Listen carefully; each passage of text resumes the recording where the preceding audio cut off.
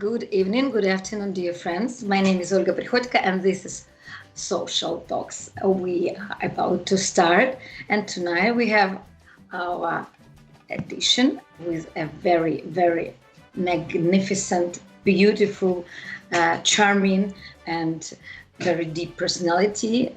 This is amazing Magna Gopal. Good evening, good afternoon. How are you? Do you see me? Yes, I do.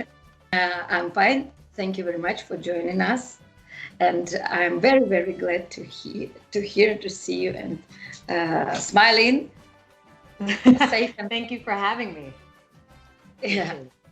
So, dear friends, prepare your pens, your hands, and write your questions and leave your comments. We will announce them during the program. And don't forget to subscribe to the channel because we have a lot of interesting stuff for you. And we try to get to close to the stars who inspire. And Magna Gopal inspires so many people around the world.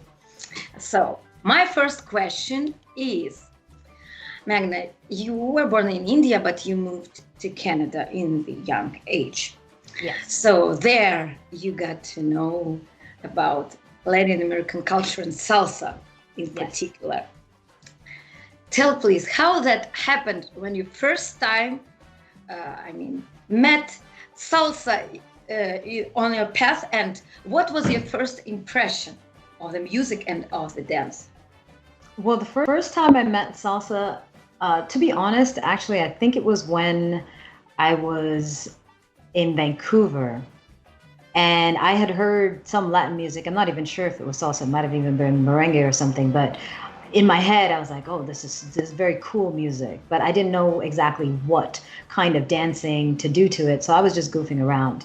And then I remember seeing the movie Dance with Me, and this is the story I often tell to a lot of people: is I saw this movie Dance with Me. I had no idea what salsa was. It was with Vanessa Williams and Cheyenne, and they were like just beautiful, the dancing, just the twirling and the spins and the dips and the smiles and the social atmosphere. And I was enamored by the dance, but then I kind of forgot about it. And then I don't remember how many years later it was that I had seen on a bus stop like a little sign for salsa lessons in Canada when I lived there. And I decided to go and check it out. And I took maybe the first 4 lessons or something just to like learn this kick step, where you're like kick, step, kick, this thing.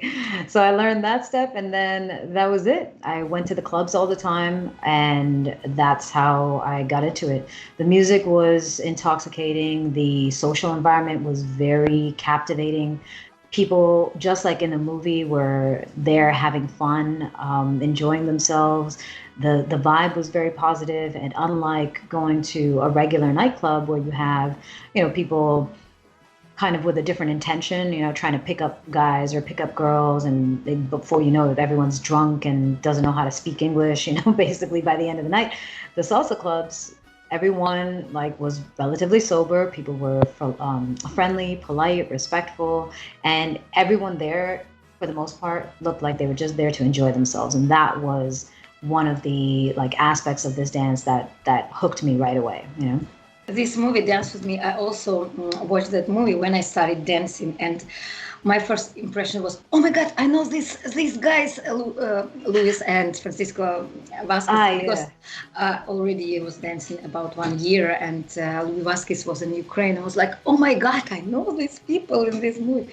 And recently I had an interview with Luis Vasquez, and he told some stories about the backstage of this movie. It was really fun how they were shooting this scene when they're dancing. So this is a really great movie. So. Yeah. I didn't even know that they were in it. Yeah, in this Rueda part when in the club. Yeah.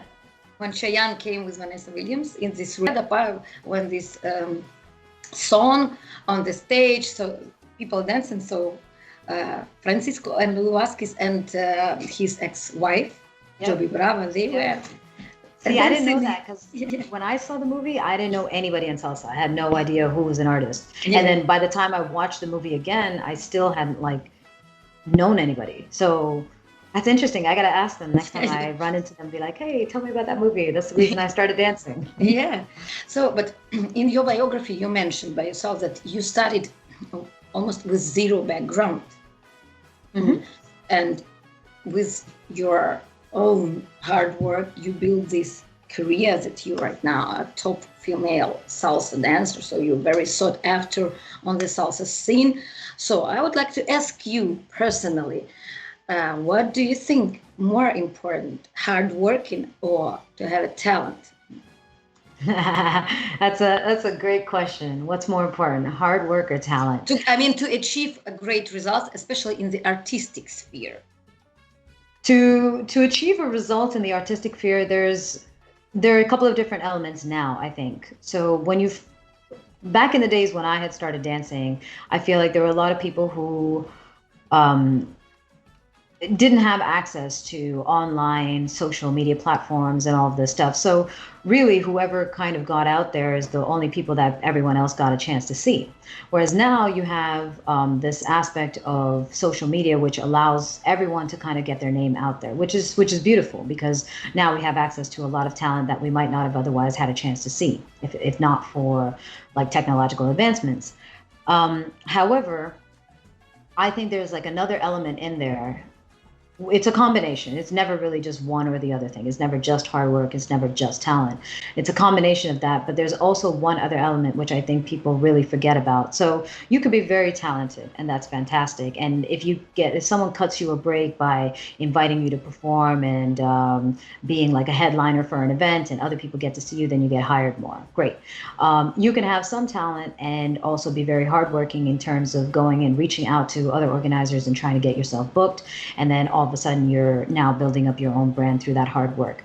However, there's one element that people tend to forget about, and that's the element of personality and interactions with people. So there are a lot of talented people, there are a lot of hardworking people, there are people who have a great combination of both of those things, and they're just really ugly people to be around. You know, like, you don't want to talk to them. They're rude, they're snobby, they are arrogant, they are disrespectful, they are unreliable, they are late for things, they have no sense of punctuality.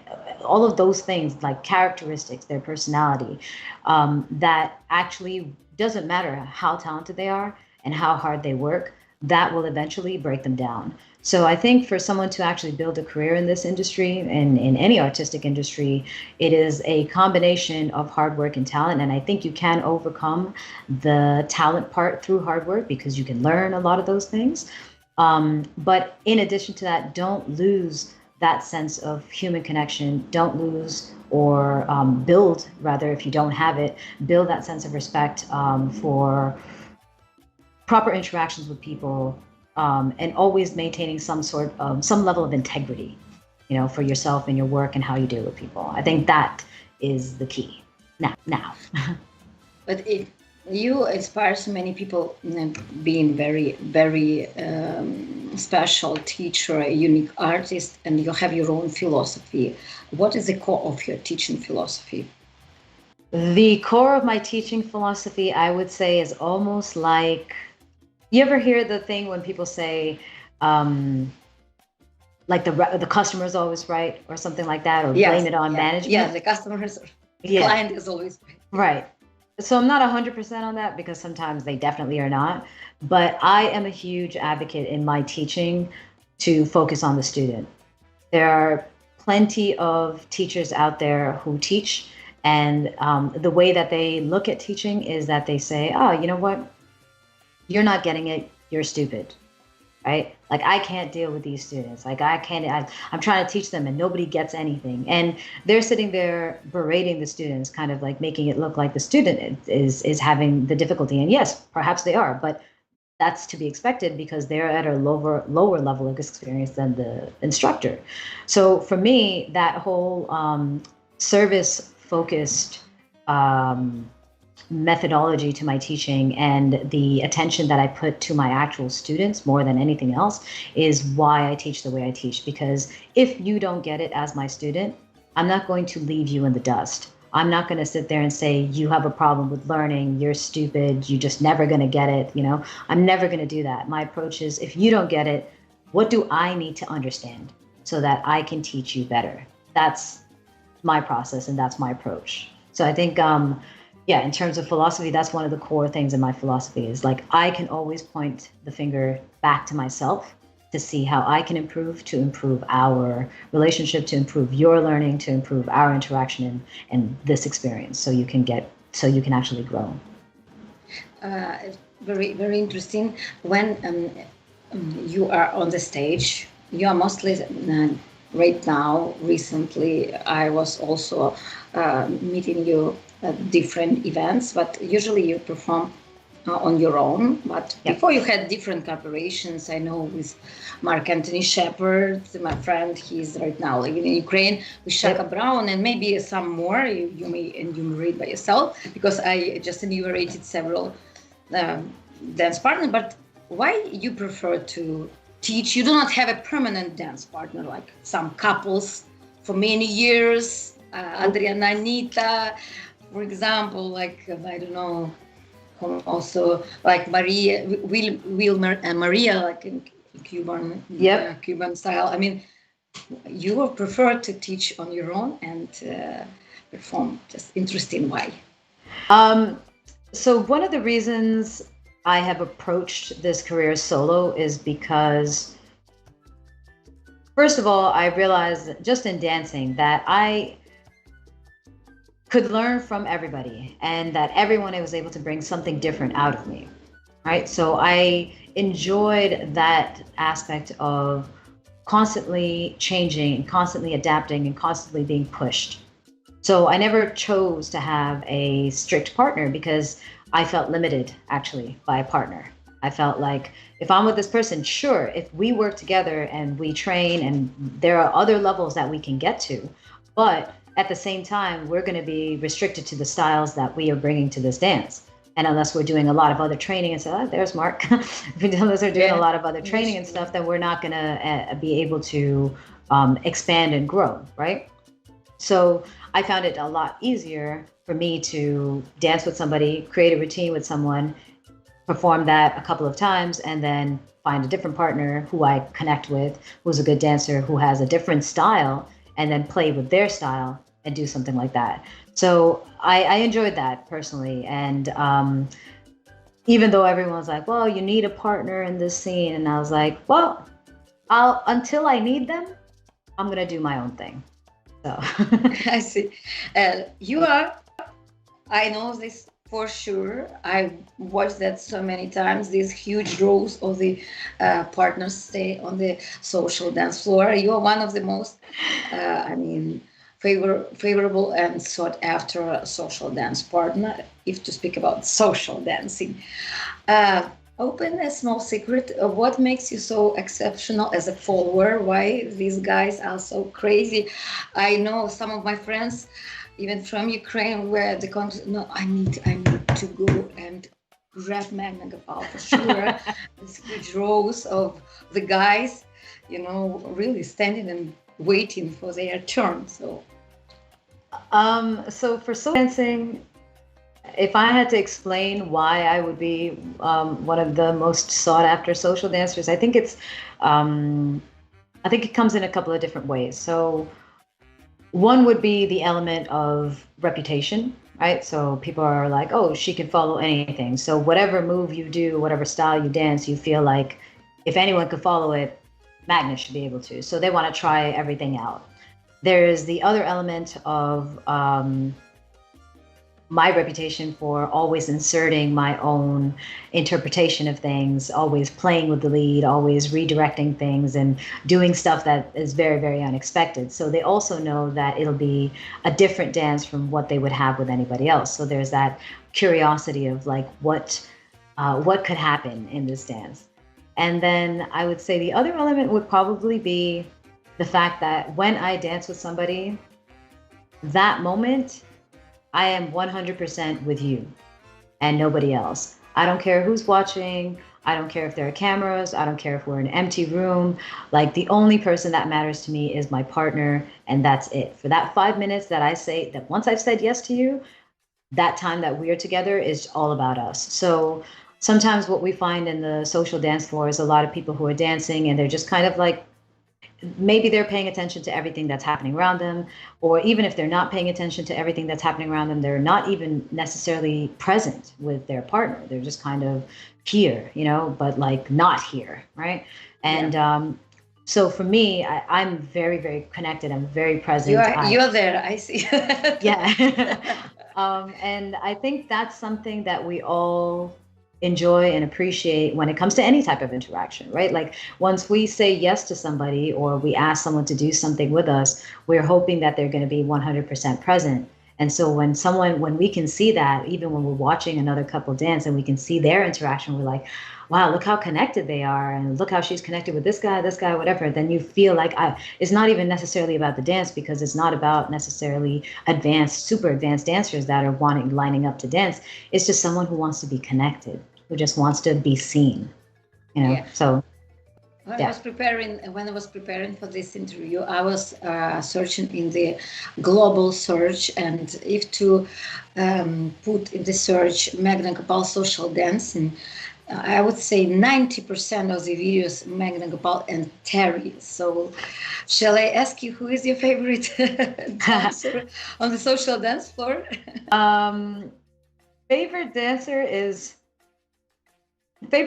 tough because, of course, the videos with Terry come up a lot because he is an exceptional dancer. He is very musical, and our connection is kind of unlike any other like couples connection, so we goof around. There's a lot of musicality on both sides, and like the speed and the stops and all of that stuff is fun to watch. It's entertaining to watch.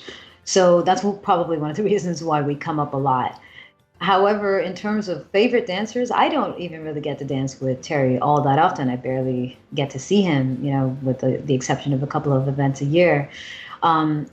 So my favorite dancers, there are probably a lot of people that are not even known, just nobody knows who they are. They're local people here, or they were some local person in that event, for example. But instead of giving a name, I could definitely say like the qualities of my favorite dancers. Anyone who is willing to connect with me and be present with me is someone I'm going to enjoy dancing with. Anyone who is willing to push the boundaries and be okay with making mistakes and laughing it off is someone I'm going to enjoy dancing with. And anyone who can show me a smile, because that's what we're there for. I mean, the dance is a conversation, and if you could imagine sitting there talking to somebody for 5 minutes and they just kind of look at you like this the whole time, it doesn't matter how interesting it is, whatever they're saying, you don't want to be there, right?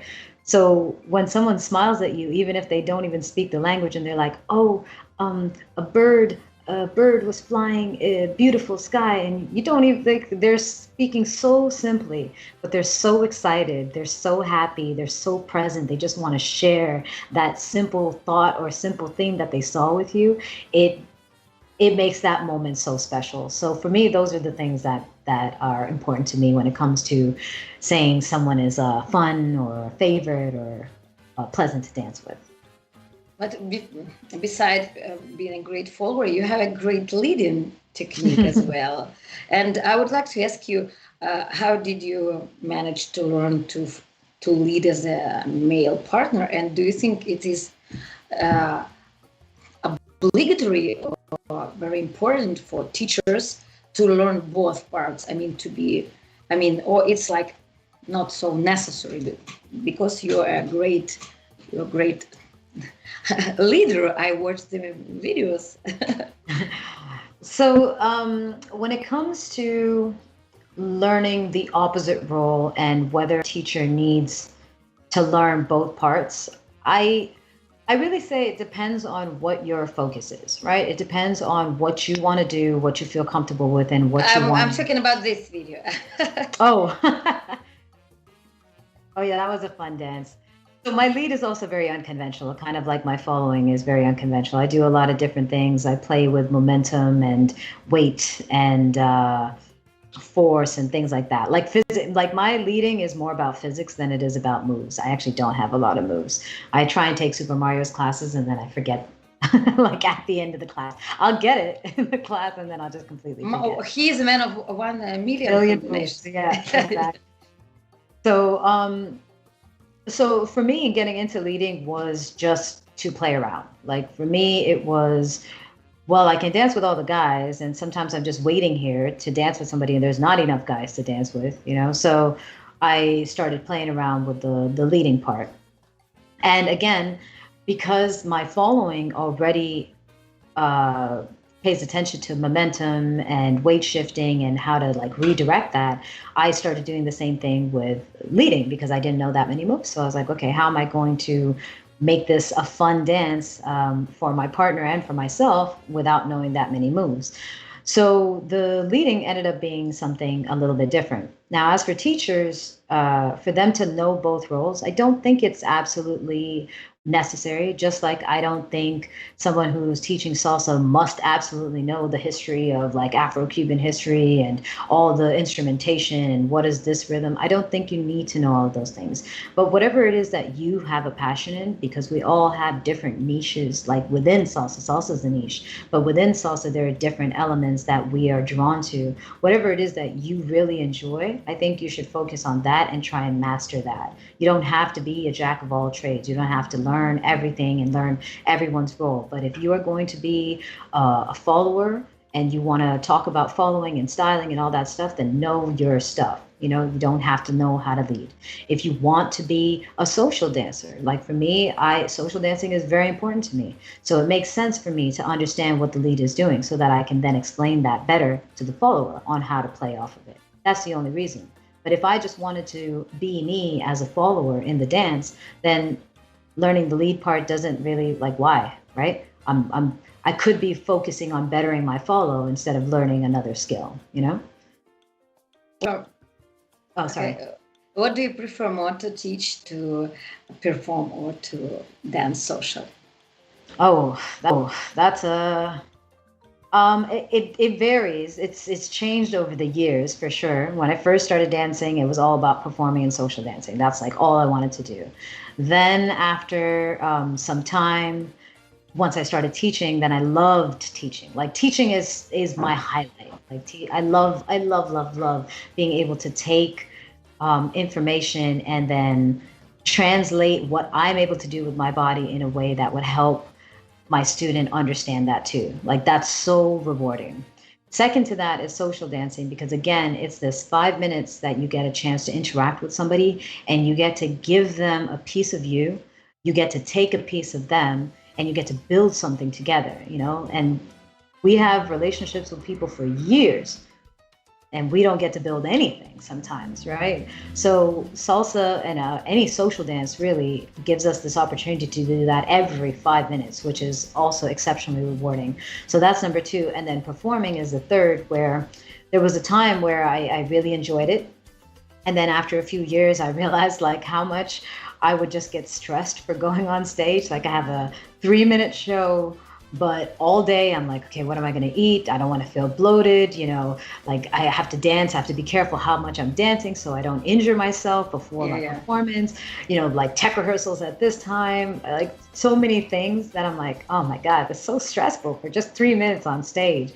So I have already I've done, I think 12 or 14 partnered shows. I've had, I think like 9 different partners that I've performed with. I have 5 solo shows. Like I've done it, you know? So now I don't feel like I haven't done something, you know? I've performed with a group in the past as well. So I feel very comfortable now saying I would like to just focus more on the teaching and the social dancing. You've been traveling all over the world, and you mentioned in your biography that more than 70 countries. And now it's 80 actually. Okay, 80. So the first question in terms of traveling is, you share the stage with top artists and top musicians, the bands. What is your favorite salsa band and salsa maybe a Oh, singer, vocalist, maybe. see, this is again, it's like dancers, right? Every dancer, I have a different connection with every dancer, and every dancer, I am appreciative of them for bringing out something different in me. Like how I dance with Super Mario is not how I dance with Terry, but I love both of the people that I am as a dancer with each of them. I appreciate what they allow me to be and what they bring out of me and what we can create together. Bands are the same. Every band has a different sound. Every band has a different vibe. And there's really no one song that I could listen to on repeat for the rest of my life. So I appreciate what each of these musicians can contribute to the community, that they can contribute to our creative expression, and that they can contribute to our emotions, because that's really what music does. Is it connects with us emotionally. It touches us in a way that we can't help ourselves but move. And fortunately, we have the technique and we learn this dance so that we can actually create something that's coherent with what we're hearing. Um, but a few of the bands that I really like, and I will always say that most of the people I really enjoy are people that I've had a chance to develop some sort of friendship with, because there's the element of like your profession, your talent, but then there's the other more longer lasting element of the personality and the friendship and the relationship. So for example, New Swing Sextet, that's my band since 2007. I love them, they love me. I am basically their seventh member, like honorary member. um, they are like family, and even their like wives and their daughters and everything, like the extended family. um, Avenida Bay is another band that's a local band that I've had a chance to like see perform multiple times in the past couple of years, and gotten a chance to get to know them. They're a lovely group of people, very talented, very kind, very social. Jimmy Bosch, you mentioned you've done an interview with him. I love this guy. I don't remember when I met him, but it's funny because I'm like, man, I'm your biggest fan. He's like, no, I'm your biggest fan. We'll just keep on like arguing about that in this cute way. Um, and yeah, there's so most of the bands and most of the musicians are people I've had a chance to like get to know. But at the end of the day, I don't have a favorite because it depends on my mood in that moment. But in terms of like people, it's the people I've had a chance to get to know and get to connect with. But I'm appreciative of all of them because they all connect with my emotions. Like what they create with their music connects with me differently, and then allows me to create something differently with my body. Okay, thank you very much for this answer. And in terms of traveling, which country impressed you the most? Where would you like to go? The place, the dream place you still want to visit? So dream place that I would like to visit would probably be the Maldives. Not for salsa, but just because I've seen so many pictures of these islands, these little huts that are in the middle of the ocean. Like it just looks so gorgeous, and I've wanted to go there. And I remember someone was doing an event there, or something. And I was trying to get like one of my friends, like, oh, I'm going to the Maldives for the salsa thing. I was like, oh, can you please put me in touch with the organizer? I really want to go there. So that's one place I'd like to go, not really dance related. In terms of my actual travels, that like this is again one of those questions that I often get. So Turkey has always been one of my favorite places to go to. I have fallen in love with Istanbul. I've fallen in love with like Turkish culture, the food, even the language, and just the hospitality and the warmth of that country, as well as the convenience of Istanbul just being very accessible to all over Europe, all over Asia, Africa, everywhere. And Turkish Airlines is like such a fantastic airline. So, I'm always in favor of that city and that country, Istanbul and Turkey. Taiwan is another place that I started to travel to and really got to enjoy, just because it was very hustling, a hustle and bustle type of city, busy. You could always find something to do, and like great food, and things were happening and things were on time with their like public transportation and stuff like that. But you could also within an hour end up in like beautiful coastal side, or a beautiful mountain range, or rice fields or something. So you had all of this wide variety of things you could experience, and it was also very safe. Um, And yeah, Thailand kind of came in number third. I haven't been there enough to completely understand if I would want to live there, but the last trip that I took, I had such a great time that I was like, I think I could do this on a long extended period. So usually I'm asking people to write some comments, but we have a very unexpected call right now of some of your great fans. So we would like to allow this person to ask you a question because he said that he will make something, you know. Oh, okay. I'm scared. I'm scared. Yeah. So get ready. This is one of your great fans, and I hope his question will be within some let's say within the frameworks of our interview 18 plus. Right. Okay. So, hello. We do not see you. Oh, Pasha. We do not see you. Hello. Pasha. Hey. So this is Pavel Klimenko, the guy who will explain who is he. And God, Magna, he is not naked.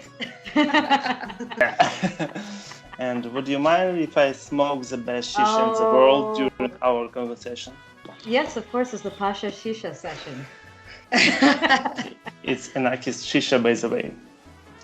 I want to ask you about what is the top 3 favorite countries you moved.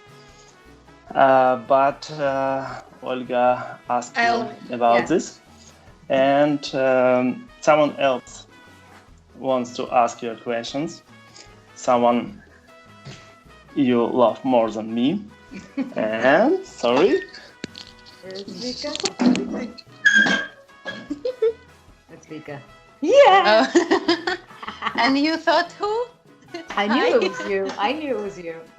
You know what he has just done? He framed me. I see. I'm not surprised. Because Olga has just asked the question he prepared. So now I have to save Come the up situation.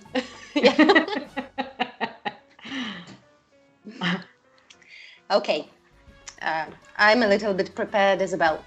So I don't want to be the one who brings up the topic of our weird situation last 8 months in the world, but just recently, a few days ago, I have read on internet something about this guy, the Chancellor, British Chancellor, said that artists should retrain and get another job. Have you read about it? I have not read about it, but continue. I'll let you complete. Oh, my question for you is how this half a year changed your work. What would be something like new that happened to you, and what can you advise for all the artists, performers, and because our normal life, like we lost it a little bit. Right. So I want to say that, first of all, thank you for the question, Vika. 2, I also want to say that these are not fans. This is my family, both of them and their newborn son, Robert. This is family to me. Stop calling yourselves fans, God damn it. I just told fans because if I said friends, you would maybe guess. Yeah, that's why I said just fans. Oh no, I thought they were saying that they were my fans. No. Like, you guys stop calling yourselves that. But anyways, in terms of what he said, what the chancellor said about art, first of all, I think that art is absolutely essential to our sanity and to our ability to express ourselves in this world. I think telling artists to go and retrain themselves to do something else is very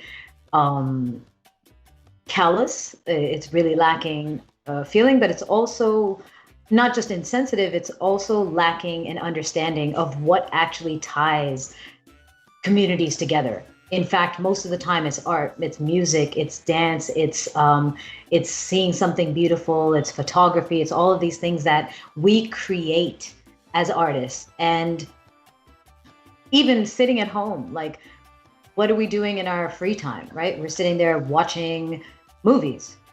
Well, what's an actor? An actor is an artist, right? We're sitting at home listening to music. Well, what's music? If it's not something that's created by a musician who's an artist. You know, we watch figure skaters doing something, or we watch even sports, right? Even sports is an art of the body, right? Like, I think we should never forget the importance of art in life in general. It is the reason why so many things have been created. Even architecture, for crying out loud, right, is a result of an artistic view and an artistic expression. For people that are struggling with it right now, I would say, yes, if you can't find work, then, you know, obviously don't die because you're going to stick to, okay, I'm never ever going to leave dance, even though there's no dance for me available right now. Find something else and know that you are multi-talented, that you are not just a dancer, you are not just a singer, you are not just a performer, you are many, many, many things that can, those skills can be used and applied and improved upon in other avenues while we wait for this, our industries to come back. But as you do that, don't lose your passion, you know, like, know that if you were out there teaching, if you were out there dancing and performing and singing and playing music and doing all of these things, know that you filled a very, very, very important role for many, many people around the world through inspiration, through giving them a social avenue, a social environment, giving them a community, giving them friends, giving them reasons to smile and move and be happy. Like, you are essential. So don't forget that, you know, if you need to do something else to make ends meet, by all means, do what you need to do to survive, but don't lose the passion and don't ever think that it's going to disappear, because it is one of the most important things that keeps this world and this community together, in my opinion. Thank you for the answer. Of course. I love you guys. We love you too, and we're waiting for you to move somewhere closer I heard. to us. We love you. You know. Oh, I love you guys so much. We love you too. Thank you guys for finding time. You have a small baby, and they, you know, have a 1 hour. Right now, they have almost midnight. So I know. I'm so happy. Thank you for coming. I love them. Okay, guys. Bye. So thank you very much. Stay healthy, and we will stay in touch. Yes. So I have some more questions for you. I hope you had some pleasant surprise from our social talks. That was beautiful. I'm so We happy. Thank Yeah, you. so, you know, like salsa connects people. Like, you know, salsa connects people, and we also try to connect people from all over the world. I would like to ask you, besides salsa, what dancing styles? You said you have zero background, but still you mix a lot of styles in your shows. I see that this is not pure salsa. What other dance styles did you try? What was challenging for you? And why mostly you dance on the flat? I mean, without heels. I know that if to watch, mostly you dance without heels. Why? So let's see. Two questions in one. Yes. First question would be the different dance styles. So I did not learn or study any dance style, really, not even salsa. And my general approach to things is whatever I see in that moment, if I like it, I kind of subconsciously absorb the movement, you know, and I'm like, oh, I like that. I want to try and do something like that in the future, you know? So when it comes to choreographies or even in social dancing, that's pretty much how my style is influenced. Is if I did a movement that felt good, I will try and incorporate it into my dance. That movement could be from another dance, or movement could just be from, you know, walking and tripping on the stairs and saying, oh, actually that kind of felt cool. You know, let me see if I can put that into a dance show. That would be the aspect of style. So there isn't really any style that I've studied. But when it comes to the flats, it's interesting. is the flats only came around because I got injured. So I had been dancing from 2000, always in heels, until 2007 when I got injured, my first injury in my ankle. And then I was kind of able to get back into heels. Then I broke my toe on the same foot. So I couldn't wear anything that was like squeezing into the toes. That took longer to heal than it should have because I didn't know that it was fractured. And the doctors were like, oh, it's just a sprain, just take some painkillers. But I couldn't really be in this position. Then when it started to heal, it got broken again, the same toe, because it never healed. So it was basically like 3 years of being injured on a foot that I wasn't able to like get up onto this position because it was just too painful. So that was the original reason for wearing flats. Then once everything healed, I had a couple of shoes. So the other problem for me with high heels is I have extra narrow feet. Right? So even a narrow shoe is not going to fit me. So all of my shoes have to be custom made. Now, I've gotten some custom made shoes, but they're too tight or something. And regular dance shoes, if I get them off the street, or even sometimes I'm gifted shoes when I go to events by like really beautiful shoe designers, but they just don't fit. And given the way I dance, which is very athletic, and it's not for, 3 songs and I'm going to take a break for 2 hours. It is for 2 hours and maybe I'll take a break for 1 song, So given the intensity of my dancing, the nature of my dancing, my shoes must fit very securely. Otherwise, I'm not going to risk that. Yeah. I would much rather have a good night of dancing than look like I've got heels on that match my dress or something. I don't care about that stuff.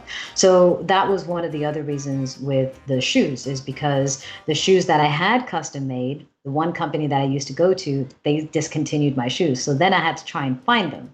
And that was, with some other company. And I've tried different companies and they haven't always come up with like the best quality shoe. Then it started to be about travel, my luggage. So I have a very, very small luggage, which is like the size of a laptop, like a big laptop, those bags that, business people will take for 1-day trip. They have their laptop, clothes, shoes, and that's it. I use that for an entire month of travel, easy.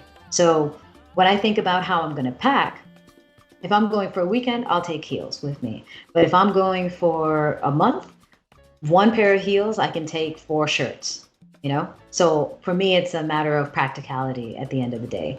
And also, it's just like, what is my purpose, What do I feel comfortable in? What is my purpose?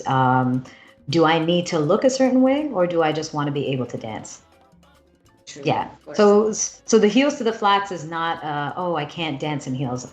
I can dance in any type of shoe. Like I've done all the crazy things I've done in flip-flops, in men's shoes. I've even put on a guy's shoes, which are like, my foot is this big, and then the guy's shoes sticking out this far, and still been able to pull off all the moves that I want. So it's not about like, can I dance in heels? I danced in heels for more than 10 years before like my injury kind of thing, Yes. So yeah, that's why. Of course, health in the first place. So this is very reasonable to dance and not to feel pain and not to have problems with the health. Of course, more important than just a beautiful view of the high heels.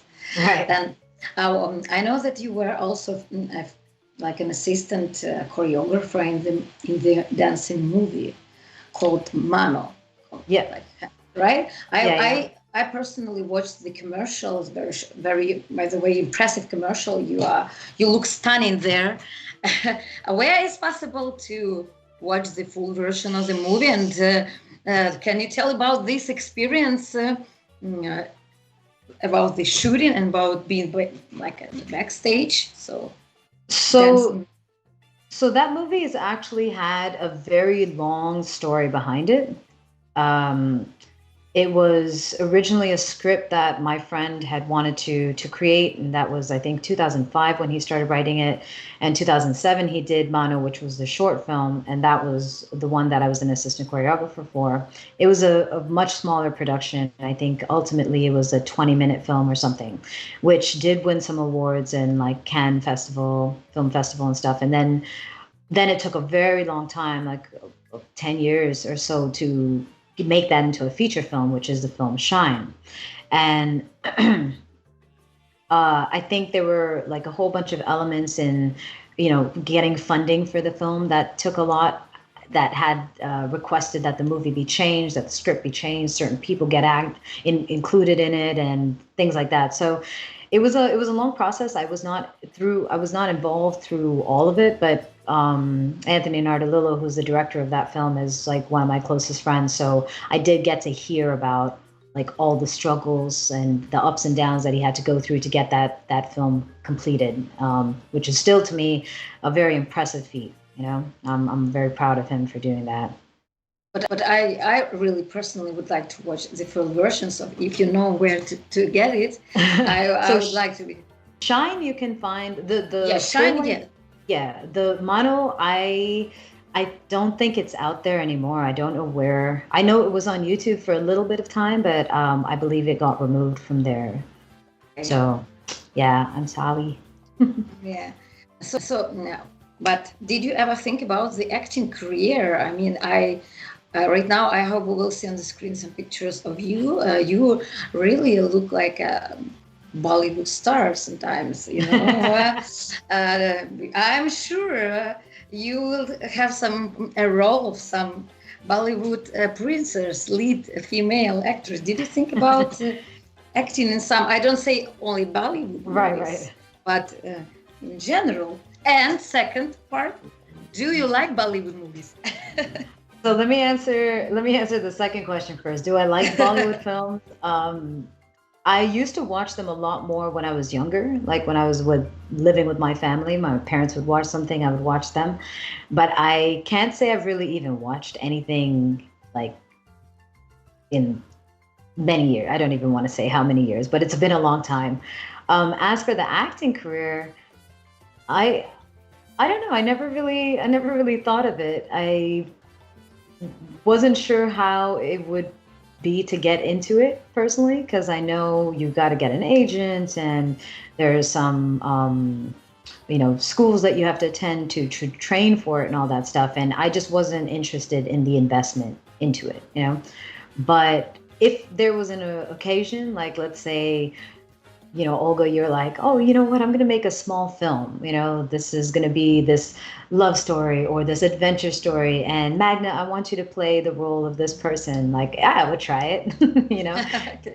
And if it works out and I do a good job and someone sees it and they're like, oh yeah, I like her. She's a good actress. Like let's take her on for these other roles.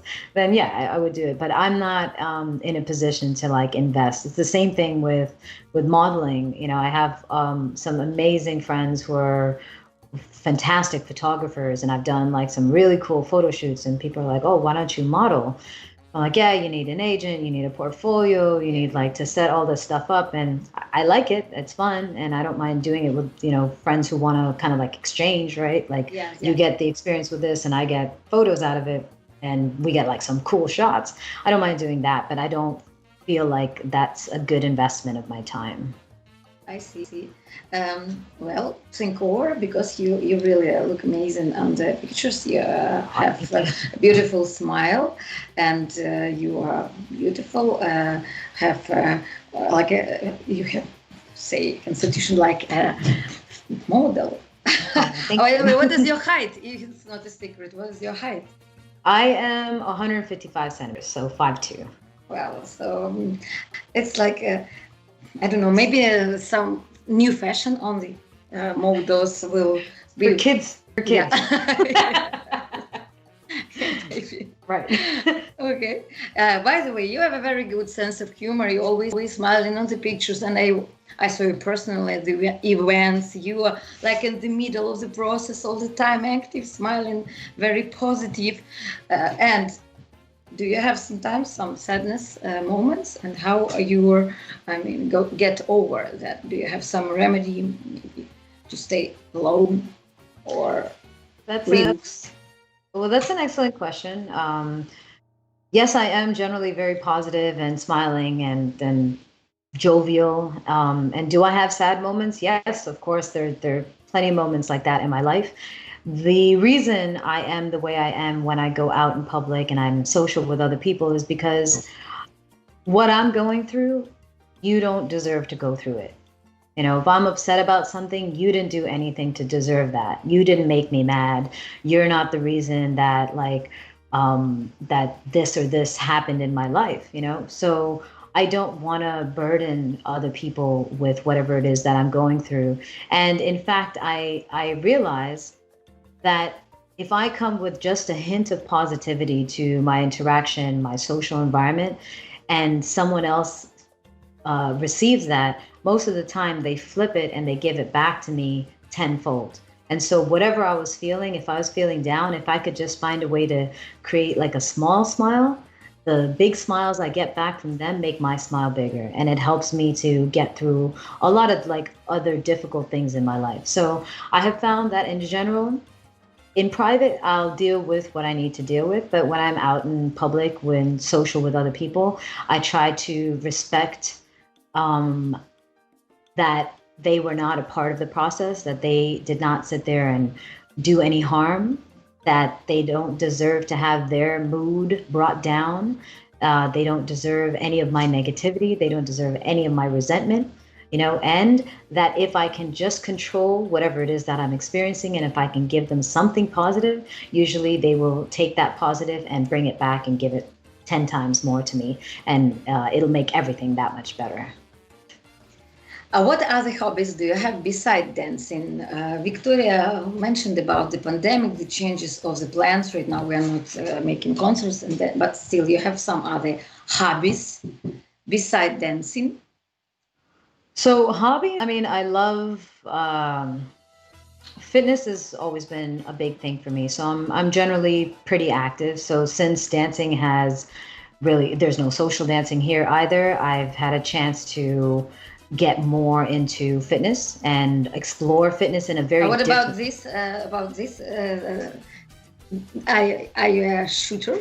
No, that's a tripod. I don't know if you can see it, but it's actually a tripod. We were just got a good angle on it. But I have gone to a shooting range before. It was fun. But yeah, for me right now, it's generally anything that has something to do with movement. I enjoy, I appreciate, because I like to see what my body's capable of. And I like to make sure, especially as I'm getting older, that I'm constantly doing something that encourages my body to stay strong, stay fit, stay flexible, and stay adaptable. In addition to that, I like writing, I enjoy reading. Movies obviously is something that I like, and time with friends, just time with people. When I was younger, I don't think I paid as much attention to that. Oh, what boy. About singing? Oh gosh. Singing? We do not switch on the sound. Good. No, that's good. It's better. But tell us about your singing career. I have no singing. That was one moment. Well, but according to this movie, you're singing with a professional band. I am. Again, this is Avenida Bay in that video.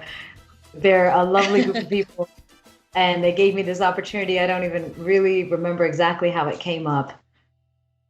But it was fun. This is so this is the thing, Olga. There's anything I get a chance to do, I will go 100% in it. So for me, my hobbies can change often. Like right now, obviously I can't social dance. So that's not something I have accessible to me.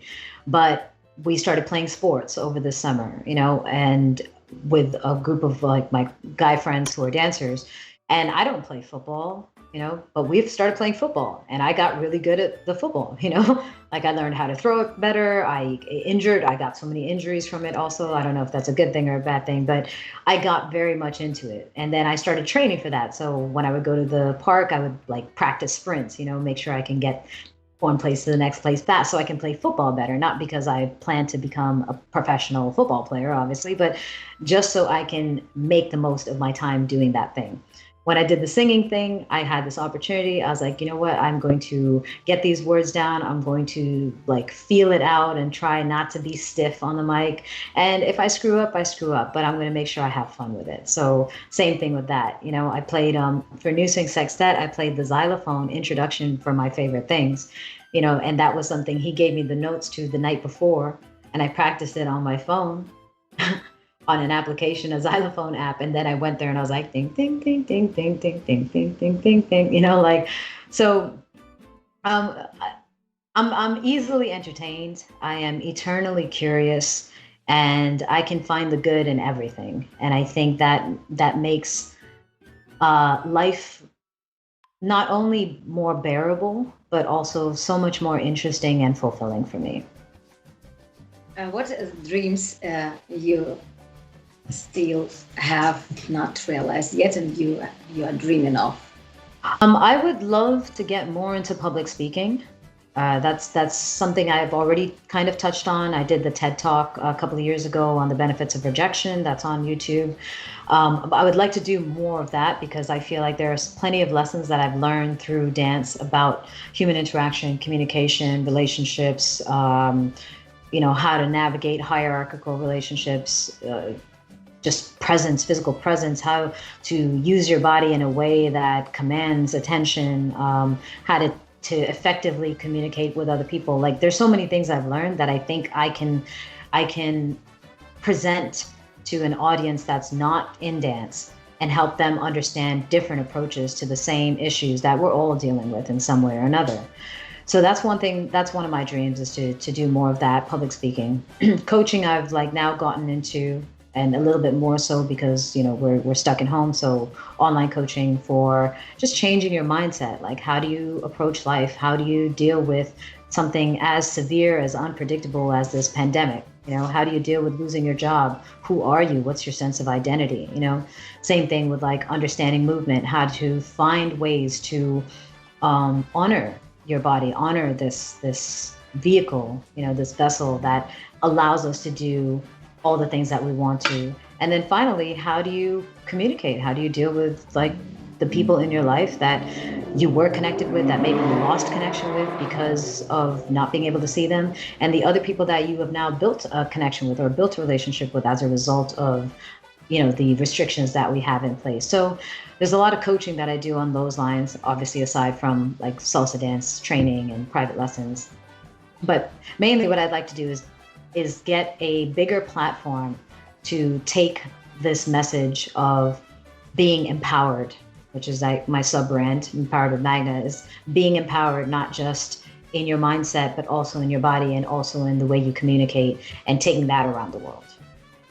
You have your own YouTube channel, so you have different topics you discuss there. So maybe you can tell in brief about you are as a blogger. I don't know, it's a very, very popular word right now. To be a blogger online, everyone is online right now. Right. So my channel, all my channels, all of the social medias are attached to my name, which is pretty unique, so it's easy to find, Magna Gopal. On my YouTube channel, however, I have obviously social dance videos around there, but I have a lot of videos under my sub-brand, Empowered with Magna, which, again, as you said, is all about just kind of approaching different topics, difficult topics such as rejection, such as negativity, or perhaps how to find creativity in a stump when you're just kind of hitting a creative block, and how to rewire the way you think about things so that you can then act in a way that aligns with your goals and act in a way that allows you to give the most, to give your best, and to get the most and get the best. So I was watching some of your videos, and guys, go to Magna Gopal YouTube channel, subscribe, and I'm sure you will find a lot of interesting thoughts and Magna's philosophy there, for sure. So usually we close up our conversation with a question. We ask these questions like a standard question to all our guests.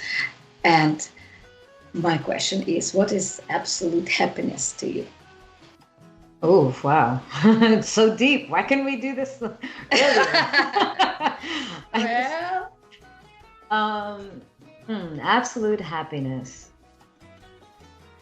I think absolute happiness would relate to kind of for me at least, like a Stoic philosophy, which is that idea of being able to accept what comes your way and understanding that you always have the power to react, and doesn't matter what fate brings, whatever happens in your life, it is your choice in how you want to deal with it. And absolute happiness would be knowing I have the power to create my happiness, to create my sadness, to create my inner wealth and inner fulfillment.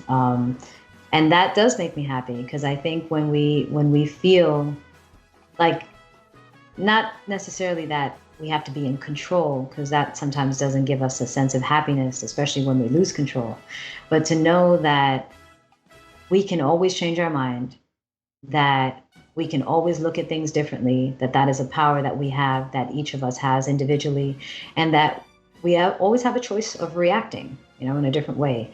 And when you're not subject to whatever is happening around you, when you have a say, when you get a choice, when you get to decide something, I think that is happiness. That allows you to feel happy in any situation, because you get to create your happiness, and you know that you have the power to create your own happiness. Thank you very much, Magna. It was an amazing talk for me. My pleasure. Very, Thank you. very inspiring. And I wish you to stay healthy, to continue with all your projects online and in real life. I hope we will be able to come back to our regular life, full of contacts each other face to face, not only online and without masks. Yes. By the way, before we were asking what's the brand of the shoes, heels. Now we make masks of different colors, matching the color of your hair, or I don't know, or your clothes, or something. It's very, very, our reality is right now. So it's changed, yeah. And I thank you, everyone who was watching us live. But sometimes people, are not able to be live, but they will watch this interview will be on our YouTube channel. So share with friends, get closer to the stars, like Magna Gopal, who inspires so many people and inspired Social Talks as well. Thank you very much, and we will stay in touch. We sure will. Yeah. Thank you, Olga. Bye. Bye.